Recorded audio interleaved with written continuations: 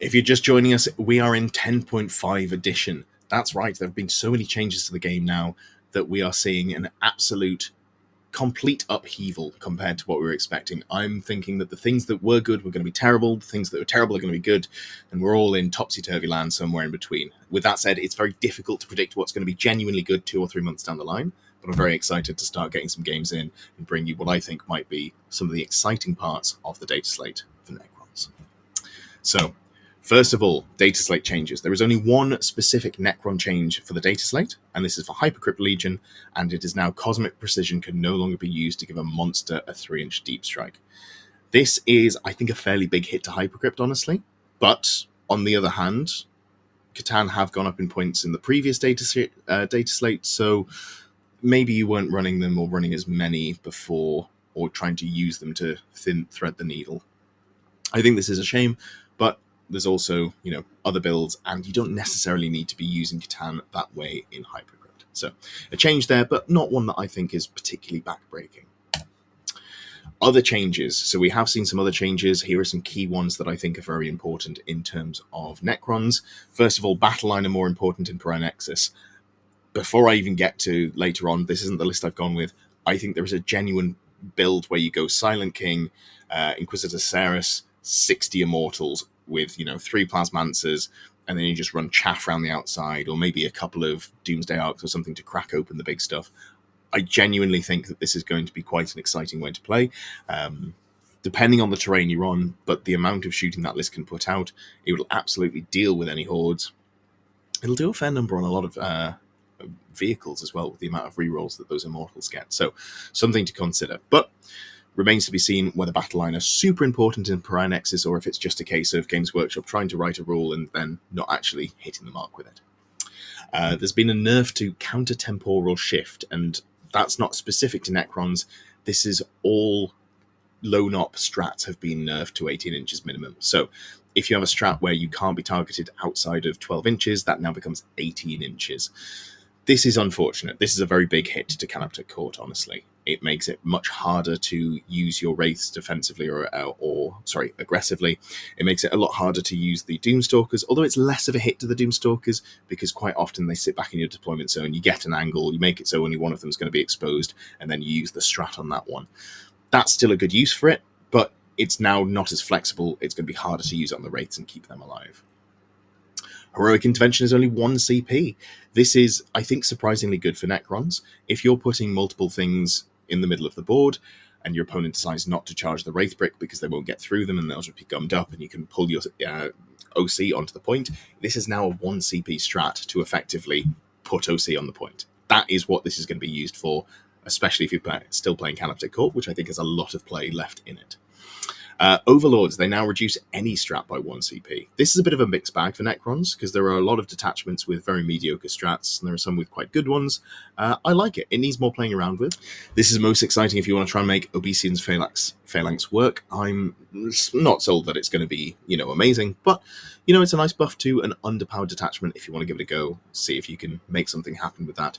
More power to you. I think as well, Awakened Dynasty quite likes this. Awakened Dynasty has a lot of strats that are pretty solid, but you don't necessarily always love spending a CP on, so having the flexibility to be able to do that, spend CP, and just go, yeah, I would like to have, for example, Reanimation here, where I might not have bothered if it was going to cost me a finite resource. Moving on, we have got some other changes. We do have 2 Codex points nerfs, and that is Doomstalkers go up 10 points each to 145 points. Honestly, I still think these are really good, assuming you're playing Canoptek Court. Outside of that, they're pretty mediocre, but in Canoptek Court, I still love them. Wraiths, they're going up 15 points for 3, so that's 30 points for a full squad of 6. This is an interesting change. They did really avoid any points nerfs of note in the last balanced slate. They didn't take any, but the Technomancer went up in points, which was an interesting decision because I don't think Technomancers with the Warrior Bricks were a problem, but that is obviously what they wanted to avoid. This time around, they've just gone straight for the Wraiths. They're now 250 points for 6. Honestly, even with the Technomancer in there, I still think that's a very cheap unit for what it does. I don't think you play 18 anymore. I think that's the change. I think you're still playing 12, and you still feel pretty happy about playing 12, or 6 if you're going for, more of an aggressive gun line, or you're playing something less sort of baked into rates. but I think running 6 or 12 still feels pretty good, even at this points cost. There are, unfortunately, 3 units that have been removed. So these are 3 Forge World units. It's not particularly surprising, given the way that Games Workshop have been changing their policy on Forge World. The last few years we have seen most of the armies start to lose their Forge World units, and it's been a real trend in 10th edition. So we've lost points for the Acanthrites, the Tombstalker, and the Tomb Sentinel. My sympathies for anyone who has the models. I personally don't think any of these units were super competitive to the point where you'd be running them at tournaments. I know people were running Acanthrites. I don't particularly agree with that. But yeah, we have lost some units here from the Forge World books. And onto my list. I still think Canoptek Court is very good. And I think you just go slightly different. You make some small tweaks and you just try and table your opponents a little bit faster to make up for the fact that you're a little bit less tanky. You've got a little bit less of that defensive play. So I'm still going for 2 Technomancers, both with the Wraiths. I've got a Chronomancer with 5 Immortals. This is just a really nice scoring piece. You can bring it in from Strat Reserve, have them the Immortals shoot, and then fire and fade onto an objective with the Chronomancer's datasheet move after shooting. You've got a unit of Scorpek Destroyers with a Scorpek Lord. This is cheap. So it's 180 points for the Destroyers, and I think it's 80 points for the Scorpek Lord. So you're looking at, off the top of my head, I think it's 270 points. Is that right? 260? So you're looking at basically the same cost of a unit of Wraiths before the Technomancer for the Destroyers and the Lord. Now, they're significantly less tanky, but what it does give you is a bully unit that you can either play off to the flank, keep it hidden, or you can put it in sort of mid-board ruins, and it gives you a lot more board control compared to using the Wraiths. Yes, the Wraiths are more likely to come up the board, stand on objectives, and not die, but the Scorpek Destroyers can do a surprising amount of damage. They've got custodian level, output if you look at them from that sort of perspective. 4 attacks at strength 7, AP 2 damage. From memory, they reroll hits and have lethal hits when you've got the Lord and a charge bonus there. So honestly, looking pretty good. They are something that I would definitely consider putting in all of your lists as long as you've got some points that you were considering putting to Wraiths. On the other side, we've got a single Reanimator. Reanimator is a fantastic unit. It can be used as a bait piece. You can make your opponent misposition their units. If you want to try and bait out their shooting, you can put the Reanimator in an angle where they have to commit something like a Predator or a couple of Predators, because it's weirdly tanky. Make them commit a couple of units so that you can then gun them down with your Doomstalkers and Doomsday Arcs, or you can just use it to keep the Wraiths alive for longer. They're very good. Very good. Definitely running one in pretty much every list that I play for Necrons.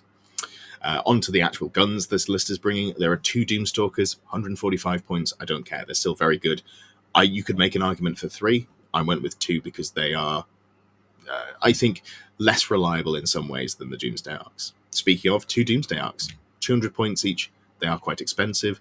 There's a lot of wriggle room in here. You could look at another Doomstalker, and then you have a little bit of extra points for scoring, or you could maybe tech into the Doom Scythe. That's an interesting unit. I think there's a lot of... Basically, I want 4 to 5 big Doom units to crack open my opponent. Then there's just some shooting in here as well. There's 5 Flayed Ones, 3 Tomb Blades, and a Locust Destroyer. I always pronounce that incorrectly. So this is a list that has a fair amount of shooting, a fair amount of mid-board control, and kind of plays the mission quite well. Has a little bit of battle line. You could definitely, depending on how Pariah Nexus looks, if it looks like it's going to be more of a, you need to deal with, having a lot of battle line, you could definitely skew more into the Immortals, maybe Immortals with Chronomancers, maybe chuck some Technomancers with Warriors in there. Lots of flexibility with this sort of list style.